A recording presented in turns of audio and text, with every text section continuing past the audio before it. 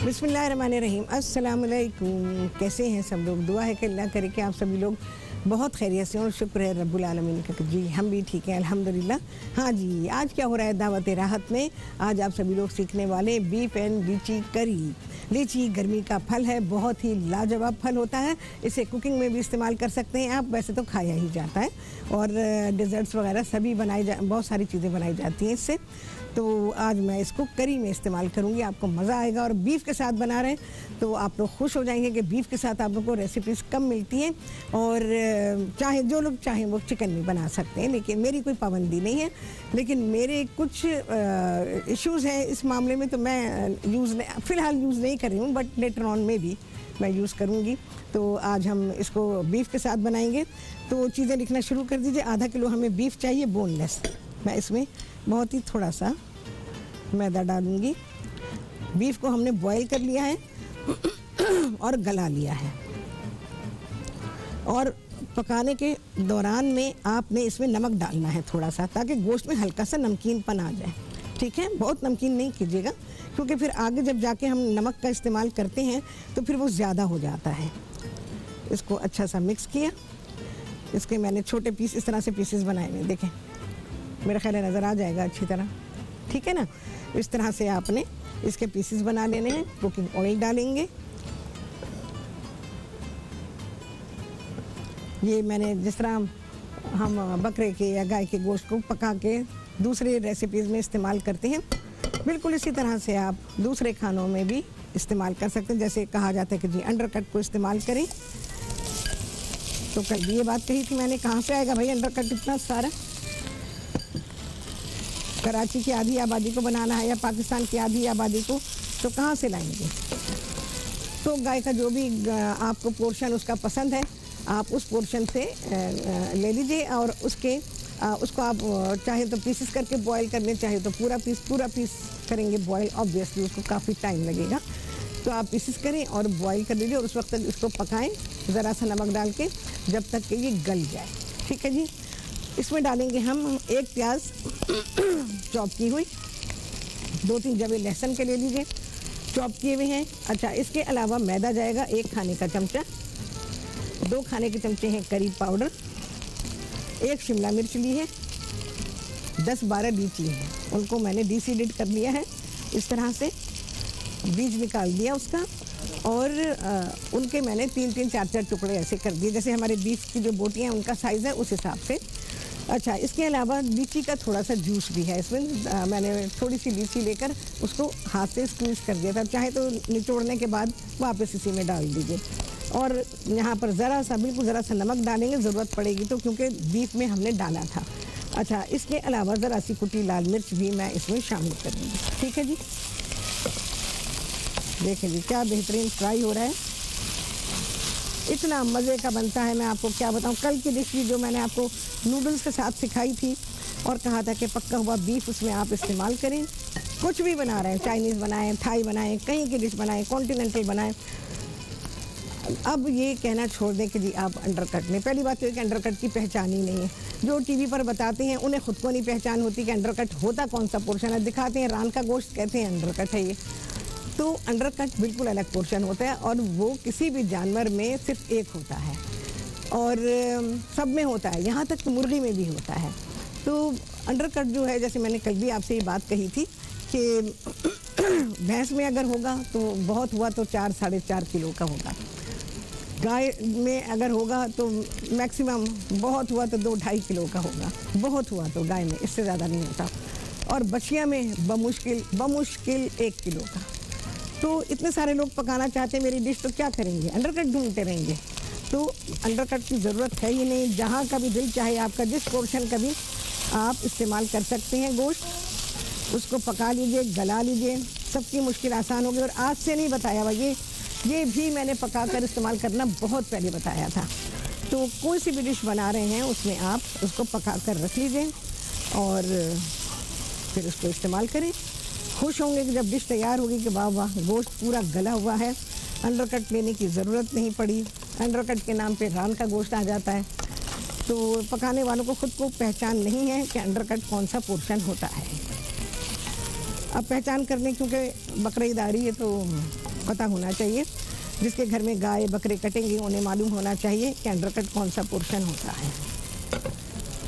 आपको पता है कसाईयों को भी मालूम है कि अगर आप कहते हैं कि जी स्टेक बनाना है, वो कहते हैं कि जी अंडरकट लोगी, तो जैसे मैं अपने कसाई की बात करूं तो उन्हें पता होता है कि अंडरकट का पोर्शन कौन सा, हर कसाई को नहीं पता। तो ये जो चीज़ है ये बड़ी नॉलेज की चीज़ है, इसका मालूम होना बहुत ही ज़रूरी है अगर आप कुकिंग से रिलेटेड है। भाई ये जो शोला है ना, इसे हवा के थपेड़े लग रहे हैं और ये टिक नहीं रहा एक जगह। जितनी हीट मुझे चाहिए इसमें वो बन नहीं पा रही है। अच्छा जी, अब मैं डाल रही हूँ इसमें प्याज। एक प्याज है जिसे कि चॉप किया गया है। आई गेस इतनी काफ़ी है। असल में प्याज चॉप होने के बाद बहुत सारी लगने लगती है। थोड़ा सा इसको हम सौते करेंगे कि ये थोड़ी सी नरम और इसमें बीफ के साथ मिलके बहुत ही अच्छी सी खुशबू आने लगेगी। ये प्याज डाल देती हूँ, ज़ाया होती है, कचरे में जाती हैं चीज़ें, तो अच्छी बात नहीं है। चलो जी, आ गया है ब्रेक। बस अनियन को सौते करेंगे बीफ के साथ और इसके बाद क्या प्रोसेस करेंगे आप ही के सामने करेंगे इस ब्रेक के बाद।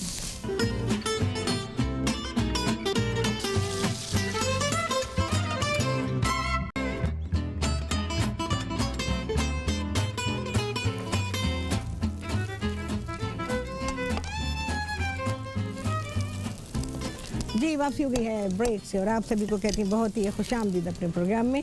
अच्छा जी, मैंने प्याज डाल दी थी, बीफ ने फ्राई है, थोड़े से ऑयल में वो क्रिस्पी सा हो गया तो उसमें मैंने प्याज डाल दी। प्याज देख लीजिए आप, बिल्कुल मुरझा चुकी है। अब ये 2-3 जबे हैं लहसुन के, ये इसमें डाल दूंगी मैं। इसको थोड़ा सा भूनेंगे। प्याज के साथ मैंने डाल के गार्लिक जो है वो ज़्यादा ना पक जाए, ज़्यादा नहीं पकाना है, गार्लिक की खुशबू आनी चाहिए। बहुत अच्छी खुशबू आ रही है। सिंपल सी रेसिपी है, कॉन्टिनेंटल रेसिपी है, बहुत ही आसान और खाने में निहायत लजीज। सिंपल खाने जो होते हैं ना उनमें लज्जत होती है। चलो जी, ये हुआ। अब डाल रही हूँ मैदा 1 खाने का चमचा, करी पाउडर 2 खाने के चमचे। इसको मिक्स कर देंगे। गोश्त पक्का हुआ है, बिल्कुल बेफिक्री है जी, कोई टेंशन वाली बात ही नहीं है। भूनना नहीं है, सिर्फ मैं मिक्स कर रही हूँ। अब डालूंगी मैं इसमें यखनी, तकरीबन 1.5 प्याली यखनी चली जाएगी।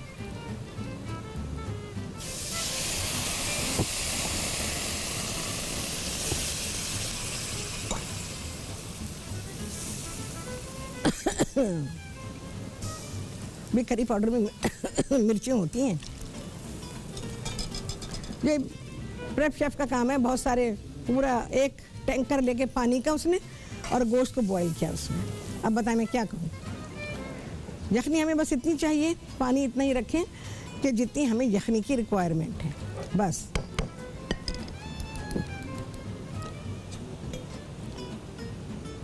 चलें जी, ये गया पकने के लिए। जब ये पकेगा इसमें उबाल आएगा, ठीक है। जब उबाल आएगा तो उसके बाद मैं डालूंगी इसमें शिमला मिर्च, लीची है और ज़रूरत पड़ी तो बहुत थोड़ा सा नमक, क्योंकि हमने गोश्त में नमक डाला था, करी पाउडर में नमक होता है तो चख लेंगे, अपने हिसाब से डाल देंगे इसके अंदर। मैंगो फ्लफ़ मैं बना रही हूँ, बहुत ही सिंपल सी डिश है भाई। आम है सीज़न में तो गर्मी के फलों से चीज़ें बन रही हैं। यहाँ एक करी पक रही है, उधर मीठा तैयार होगा हमारा, एक डिज़र्ट बनाएंगे। ईद पे बनाएं, बहुत ही अच्छा है, बना के रख दें, जान छूट जाएगी। क्या क्या चीज़ें चाहिए लिख लीजिए मैंगो फ्लफ़ बनाने के लिए। आपको चाहिए होंगे 3 बड़े साइज़ के आम, या तकरीबन 1 किलो आम चाहिए आपको। उसका गूदा निकाल लीजिए और उसको ब्लेंड कर लीजिए, प्योरी कर लीजिए उसको। अच्छा, इसके अलावा 1 प्याली बिल्कुल तैयार वनीला कस्टर्ड आपको चाहिए, यानी आप कस्टर्ड पका लीजिए। इसके अलावा 2 पैकेट क्रीम के हैं और 1/3 प्याली आइसिंग शुगर या पिसी हुई चीनी आप इस्तेमाल कर सकते हैं। और 2-3 ड्रॉप मैं इसमें शामिल करूँगी मैंगो एसेंस के, बस। मैं इसके इंतज़ार में हूँ, ज़रा सा ये हो जाए, उबाल आना चाहिए, थोड़ी सी थिकनेस आ जाए इसमें, करी वाली थिकनेस आ जाए।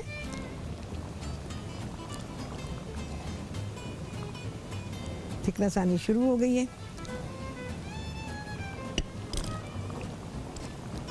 शिमला मिर्च बहुत पहले से नहीं डालेंगे, क्योंकि शिमला मिर्च अगर पहले से डाल देंगे तो उसमें वो सौगी सी हो जाएगी और कलर उसका फेड हो जाएगा। हमें फ्रेश कलर चाहिए इसका। शिमला मिर्च, लीची, ओहो प्यारा कॉम्बिनेशन है, बहुत ही बेहतरीन कॉम्बिनेशन जो है ना, वो हर कोई नहीं बना सकता। मैं आपको बताऊँ, आपको सुनने में बहुत आता होगा ये कॉम्बिनेशन, ये नहीं, कॉम्बिनेशन ऐसे नहीं बनती। कॉम्बिनेशन की नॉलेज होती है, तो कॉम्बिनेशन की नॉलेज होगी तो आपको पता चलेगा कि जी कॉम्बिनेशन क्या होता है। ज़रा सा ये रिड्यूस होगा, उसके बाद मैं इसमें शामिल करूँगी। ठीक है जी। नमक को मैं चख लेती हूँ। ये अगर मुझे नमक की ज़रूरत है तो मैं आपको अभी बता दूँगी कि भाई हमें नमक चाहिए इसमें। वैसे चाहिए होगा, मैं आपको बताऊँ, बहुत ही थोड़े से फैट में, यानी बहुत ही ज़रा सा हमने कुकिंग ऑयल इसमें इस्तेमाल किया। मक्खन भी डाल सकते हैं। हाँ, मज़ेदार है और मिर्च वाला है, आप यकीन जाने, क्योंकि हमारे यहाँ के करी पाउडर में मिर्च होती है, नमक भी है। अगर गया तो चुटकी डालूंगी, बस इससे ज़्यादा नहीं डालूंगी, क्योंकि हमने बीफ में भी डाला हुआ था नमक और करी पाउडर में ऑलरेडी होता है। नमक की ऐसी ज़रूरत है नहीं। देखें जी कितनी अच्छी थिकनेस आई है, ऐसी करी हमको चाहिए। शिमला मिर्च, ज़रा सी हीट इसको लगेगी तो मैं इसमें शामिल करूंगी लीची। बहुत ही प्यारा कॉम्बिनेशन दे रही हूँ आपको मैं। आपकी करी ऑलमोस्ट तैयार है। चलिए जी, लीची, उसका जूस भी है इसमें। लीची डाल के ज़्यादा पकाएंगे नहीं भाई, एक जोश बस आएगा, लीची की खुशबू इसमें आ जाएगी, लीची का फ्लेवर आ जाएगा इसमें, और जनाब ऑब्वियसली लीची का टेस्ट आएगा। चलें जी, बंद कर रही हूँ, फिर से टेस्ट कर लेंगे ज़रा सा। ओह क्या खुशबू इसकी आ रही। लीची बहुत ही प्यारा फल है। लीची हार्ट पेशेंट के लिए बहुत ही लाजवाब है। जिनके घरों में ऐसे लोग हैं जो कि दिल के मरीज़ हैं और पल्पिटेशन जिन्हें होता है, उनको लीची ज़रूर दें, चाहे 2 दाने दें लेकिन ज़रूर दें। ओह, सिप लेते ही पता चल गया कि क्या है करी। तो आपको मज़ा आएगा ये लीची के साथ बना के। चटपटी है, मज़ेदार है, लीची की हल्की सी इसमें मिठास है। अच्छा, लीची के बारे में आपको बता देती हूँ कि लीची, पहले तो इसके बाइंग पॉइंट्स। लीची जब भी ख़रीदेंगे आप तो उसको गुच्छों में लीजिए। अगर वो टूटी हुई होती है और उसमें सुराख होता है अगर, तो उसमें वो जो पानी का छिड़काव करती हैं वो पानी अंदर चला जाता है और लीची सड़ जाती है। तो वो गंदा पानी होता है, उनके पास कोई अच्छा पानी नहीं होता। तो लीची ख़रीदते हुए कोशिश करें, क्योंकि वो थोड़ी कम प्राइस में होती है और ऑब्वियसली उसकी प्राइस अलग होती है जो गुच्छे में होती है। तो लीची ख़रीदते हुए ख्याल रखें कि वो कहीं से डैमेज ना हो, कहीं से ब्राउन कलर की ना हो, अच्छे खूबसूरत लाल रंग की होनी चाहिए। तो वो लीची सबसे बेहतरीन होती है। और लीची को आप जब ख़रीद लेते हैं तो उसे धोने की ज़रूरत नहीं है, आप उसे एज इट इज़ फ्रिज में रखें। जितनी ज़रूरत है उतनी निकालें, पहले आप उसको ऊपर से धोएं। वो क्यों कह रही हूँ मैं, क्योंकि ऑब्वियसली आपका हाथ लगेगा, उसको हाथ लगेगा तो जो ऊपर मिट्टी लगी हुई है या जो भी गंदगी लगी हुई है वो आपके हाथ को लगेगी। जब आप उसमें से जब छीलेंगे तो लीची निकलेगी, आप लीची को छुएंगे और वो गंदे हाथ लीची को ख़राब कर देंगे। बड़ा ध्यान रखना पड़ता है, मैं आपको बताऊँ, फूड हाइजीन का बड़ा ख्याल रखना पड़ता है। अगर आप ये ख्याल नहीं रखेंगे तो आपकी चीज़ कंटेमिनेटेड हो जाएगी। चलें जी, हमारी करी है तैयार। इसके बाद बनाएंगे मैंगो फ्लफ़। आप सभी सीखने वाले हैं ब्रेक के बाद।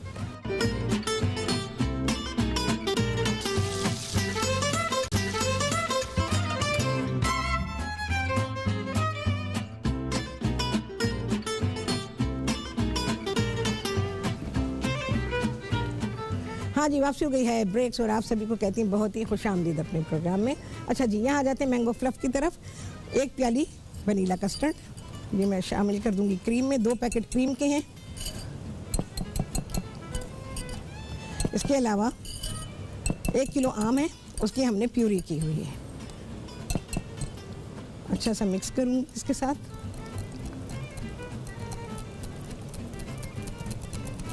चीनी डालेंगे 1 तिहाई प्याली, पिसी भी चीनी डाल दें, आइसिंग शुगर डाल दें, जो मर्ज़ी डाल दें। 1-2 ड्रॉप जाएंगे इसमें मैंगो एसेंस के।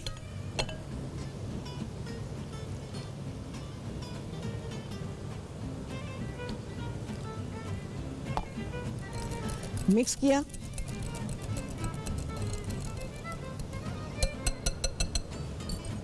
मैंगो प्यूरी में मिक्स करेंगे।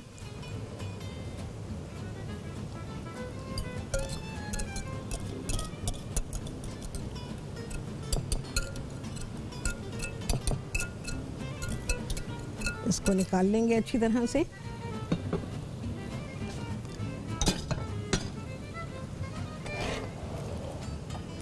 इसे मिक्स करूंगी,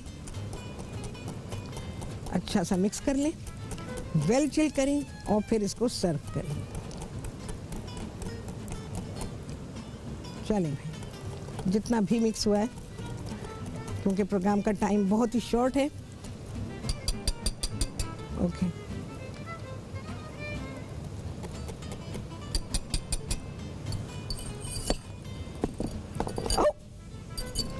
ये कैसे नहीं होगा, ये तो ज़रूर होगा मेरे प्रोग्राम में। गोल गोल चीज़ें होती हैं, गिर जाती हैं। चलें भाई,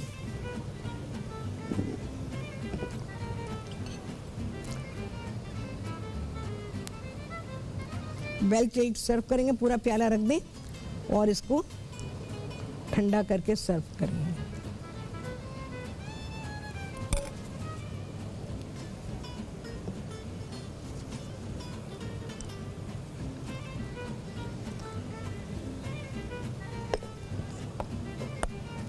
चलिए भाई, डाल रही हूँ मैं इसमें।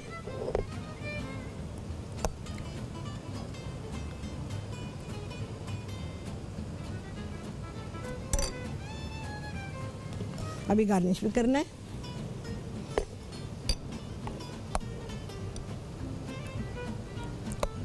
ये पोर्शन बिल्कुल सही है सिंगल सर्विंग के लिए, बहुत भर भर के हमें नहीं चाहिए। चलिए भाई, हो गया। चलिए जी, अब इसको गार्निश करेंगे। मिंट लीव है,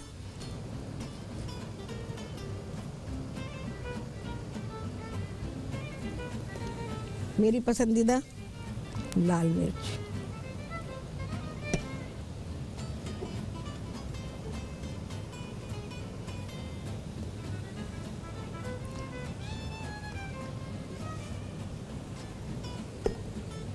फाइव स्टार स्टाइल आपका डेजर्ट तैयार है।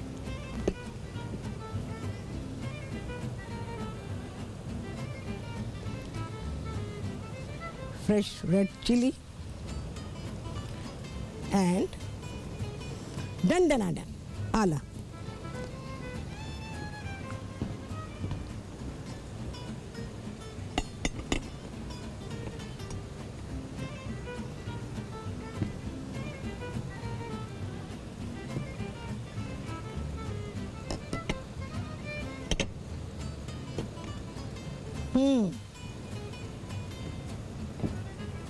चलिए भाई, हाँ जी, कितने लगे चांद आप सभी गिनेंगे और देख रहे होंगे, चांद लगा रहे होंगे कि हाय माशाल्लाह। माशाल्लाह कह दिया करें, जब मेरी चीज़ें स्क्रीन पर आती हैं ना तो माशाल्लाह ज़रूर कहा करें, क्योंकि स्क्रीन पे से भी ईवल आई आ सकती है। अच्छा, आज मैंने जो सर्विंग दी है, जिस तरह से दिया आपने देख लिया, और मैंने किस तरह से उसको गार्निश किया ये भी आपने देख लिया। वेरी सिंपल, भरी भरी प्लेटें गार्निश की वो जचती नहीं है कि बड़े बड़े फूल आप लगाएं, बड़े बड़े प्याज के फूल लगाएं, या आप टमाटर के लगाएं, या गोभी का लगाएं। चले जी, कितने लगे चांद आप सभी ने गिने होंगे। आपसे होने वाली है मुलाकात अगले प्रोग्राम में बहुत ही आला रेसिपी के साथ इंशाल्लाह। अल्लाह हाफ़िज़।